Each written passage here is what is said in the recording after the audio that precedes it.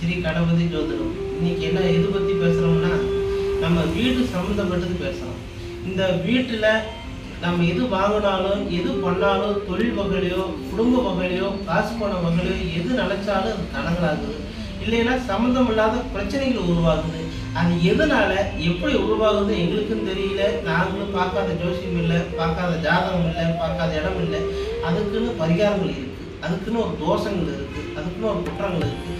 ஜாதகத்தை பார்த்து இந்தோட கிரகத்துக்கு இந்த ஒரு நட்சத்திரத்துக்கு ஓரத்தில் பார்த்து அந்த எலுமிச்சை மலை பூஜை பண்ணலாமா, நெய் அபிஷேகம் பண்ணலாமா, வீட்டில் அதுக்கான பரிகாரங்கள் சக்கரம் இதெல்லாம் அமைச்சு அதுக்கான பரிகாரங்கள் பண்ணால் கண்டிப்பாக ஒரு தீர்வு கிடைக்கும். அது எப்படி பண்ணணும், அதை எப்படி செய்யணும் அப்படின்னு பார்த்தீங்கன்னா, அந்த ஜாதகத்தை வச்சு இந்தோட கிரகம் இன்னைக்கு இந்த வருஷத்துக்கு என்ன திசை, என்ன புத்தி, என்ன கிரகம், என்ன இதில் அமைப்பு பார்த்தா அந்தோட கிரகத்தை படி இப்போ மேசர ஒரு இதை இதெல்லாம் வச்சோம்னா ஒரு ராசி படி இப்போ ரிஷப ராசி, மிதுன ராசி, கடக ராசி. இப்போ மிதுன ராசி நல்லா இருக்குது. மிதுன ராசி ஏழச்சேனு முடிஞ்சிருச்சுங்க, கடகச்சேனு முடிஞ்சிருச்சுங்க. இன்னமும் எங்களுக்கு அப்படிதான் இங்கே இருக்குது. வீட்டில் பிரச்சனை தீரலிங்க, தொழில் தீரல, ஏதோ ஒரு வகையில் சம்மந்தமில்லாத பிரச்சனைகள், கடன் பிரச்சனை, வாழ்க்கை பிரச்சனை, குடும்ப பிரச்சனை, ஆணு ஒன்றுக்கும் ஒரு அண்டர்ஸ்டாண்டிங் இல்லாமல் இருக்குங்க.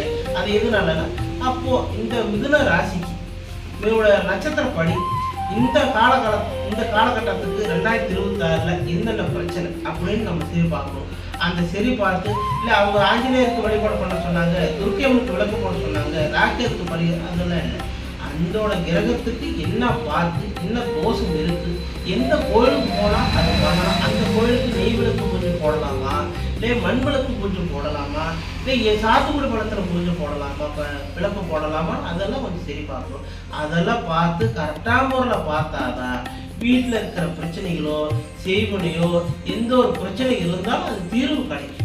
நம்ம அது சொல்கிறாங்க யூடியூப்பில் அது பார்த்தோம் இது பார்த்தோம் அது பார்த்து நல்லா அது சரி பண்ண முடியாது. அதனால் கரெக்டான முறையில் ஜோசியரை பார்த்து கரெக்டான ஒரு முடிவு எடுத்து அது தீர்வு பண்ணாதான் அதுக்கு ஒரு மாற்றங்கள் கிடைக்கும். அதனால கரெக்டான முடிவு எடுக்க முடியும். இதோடைய அமைப்பு அதுக்கான சரி பண்ணும். அப்புறம் பண்ணால் மட்டும்தான் அது ஒரு முடிவு வரும், அந்த ஒரு சொல்யூஷன் கிடைக்கும், அந்த வீட்டுக்கான ஒரு தோஷங்களும் விளக்கும். அதுபடி அதோடைய கிரகம் அமைப்பான கிரகம் தான்.